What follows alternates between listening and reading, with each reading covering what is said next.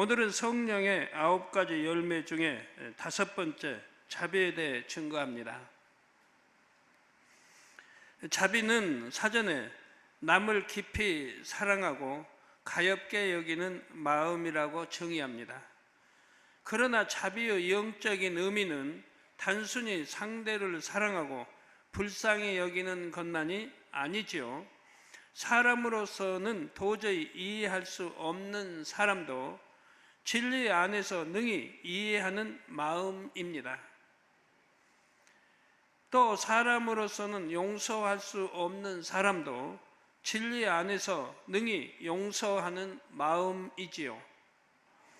사람들은 종종 아무리 좋게 이해하려고 해도 저 사람은 도저히 이해할 수 없다거나 아무리 용서하려고 해도 저 사람만은 도무지 용서할 수 없다 합니다. 그러나 자비의 열매가 마음에 맺히면 이해 못하고 용서 못할 일이 없습니다.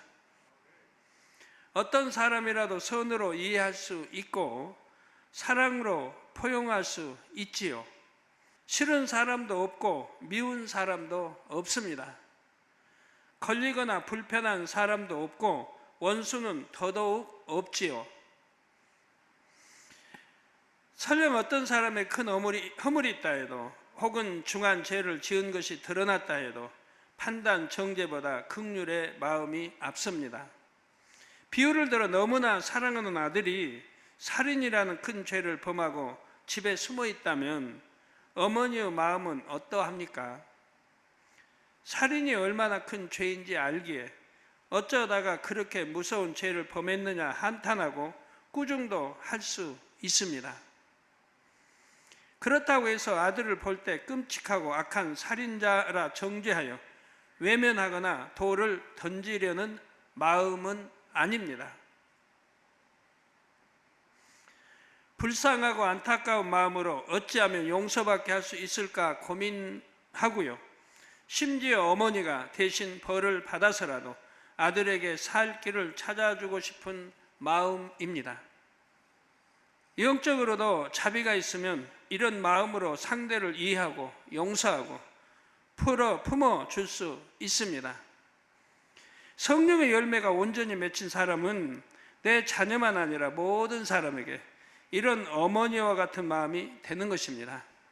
그러면 지금부터 자비의 특성에 대해 좀 더 상세하게 살펴보지요. 첫째, 자비한 사람은 편견이 없습니다. 상대의 겉모습을 보고 판단, 정죄하는 일이 없지요. 세상 사람들은 외모로 판단하는 경우가 너무나 많습니다. 부유하고 명예 있는 사람을 대할 때와 그렇지 않은 사람들을 대할 때 태도가 달라지지요. 하나님의 자녀들은 상대의 외모를 보고 판단하거나 마음 자세가 달라지는 일이 없어야 합니다. 어린 소자라 할지라도 나보다 낮게 여기며 주님의 마음으로 섬길 수 있어야 하지요. 나는 부나 명예, 외모를 보고 상대를 판단하지 않습니다 하는 분들도 한번 점검해 보시기를 바랍니다. 육적으로만 아니라 영적인 면에서도 편견이 없으신지요? 예를 들어 어떤 사람은 범죄하여 연단 중에 있는 사람을 볼 때 마치 자신이 재판관의 입장에 있는 것처럼 상대를 정죄하고 수군수군합니다. 그러나 사람들이 간음한 여인을 끌고 왔을 때 예수님께서는 너희 중에 죄 없는 자가 먼저 돌로 치라 하셨지요. 하나님 앞에서 징계받는 사람을 볼 때도 자비의 마음이 있으면 오히려 긍휼히 여기며 저가 힘을 내어 잘 통과하기를 원하는 것입니다. 자, 둘째, 자비한 사람은 어려움에 처한 사람을 긍휼히 여기며 즐겨 구제합니다. 곤란을 겪은 사람을 마음으로만 불쌍히하고 말로만 힘내세요 하는 것이 아닙니다. 그 마음이 진실이라면 어찌하든 실질적인 힘이 되어주려는 행함으로 나타내는 것입니다. 요한일서 3장 17절 18절에 누가 이 세상 재물을 가지고 형제의 궁핍함을 보고도 도와줄 마음을 막으면 하나님의 사랑이 어찌 그 속에 거할까 보냐. 자녀들아, 우리가 말과 혀로만 사랑하지 말고 오직 행함과 진실함으로 하자 했습니다. 상대가 굶고 있어서 불쌍하지만 나도 한 끼 먹을 양식뿐이니 어쩔 수 없지 하는 것이 아닙니다. 불쌍하다는 말이 진심이라면 내가 먹을 것이라도 나누어 줄 수 있지요. 물질의 문제만이 아닙니다. 어떤 문제로든 고통받는 사람을 보면 내가 상대에게 도움이 되기 원하고 고통을 덜어주기 원하는 것이 자비의 마음이지요. 셋째, 자비의 마음이 있으면 상대를 함부로 지적하지 않습니다. 물론 상대를 사랑한다면 때로는 지적이나 책망도 해야 합니다. 부모가 자녀를 사랑한다 해서 잘못을 해도 무조건 덮어주고 용서한다면 자녀가 잘못될 수 있지요.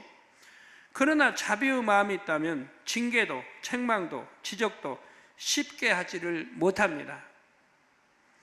한마디 지적을 한다 해도 기도하는 마음으로 상대의 마음을 살피면서 조심스럽게 말하게 되지요. 잠언 12장 18절에 혹은 칼로 찌름같이 함부로 말하거니와 지혜로운 자의 혀는 양약 같으니라 했습니다. 넷째로 자비의 마음이 있으면 모든 사람에게 관대합니다. 대부분의 사람들이 자기를 사랑하는 사람에게는 어느 정도 너그럽게 자기 것을 내어줍니다. 그런데 누가복음 6장 32절에 보면 너희가 만일 너희를 사랑하는 자를 사랑하면 칭찬받을 것이 무엇이뇨? 죄인들도 사랑하는 자를 사랑하느니라 하십니다. 어떤 대가를 얻고자 하는 마음이 없이 상대를 위해 나를 내어줄 때 자비의 열매를 맺을 수 있는 것입니다. 예수님께서는 심지어 가룟 유다 같은 자에게도 아낌없이 사랑을 주셨지요. 유다가 배신할 것을 처음부터 아셨지만 끝까지 유다를 곁에 두셨고 다른 제자들과 똑같이 대하셨습니다. 그리고 어찌하든 그가 회개할 수 있도록 계속해서 기회를 주셨지요. 예수님께서는 십자가에 못 박히셨을 때도 오히려 못 박는 사람들을 위해 기도하십니다.